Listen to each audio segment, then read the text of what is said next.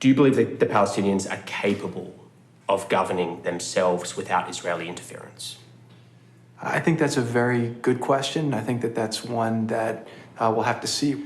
The hope is that they, over time, can become capable of governing. They being the Palestinian The Palestinians. Authority? I think that there are some things that the current Palestinian government has done well, and there are some things that are lacking. And I do think that in order for the area to be investable, for investors to come in and want to invest in different industry and infrastructure and create jobs, you do need to have a fair judicial system. You need to have freedom of press, freedom of expression, tolerance for all religions. And Can they have freedom from any Israeli government or military interference?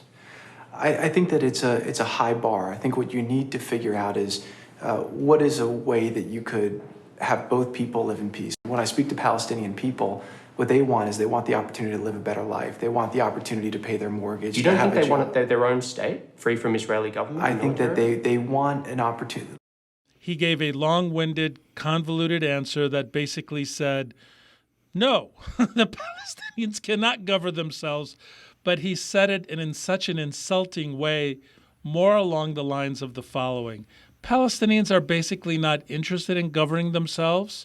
They're more interested in financing and money and being able to economically, survive. So we're not interested in allowing the Palestinians in governing themselves because they can't, but we're going to give them economic opportunities because Jared Kushner said the Palestinians that I spoke with, and I want to know who they are, by the way, the Palestinians we'll talk about that, I spoke with are really interested in having enough money to take care of their families. Now, it's a racist answer.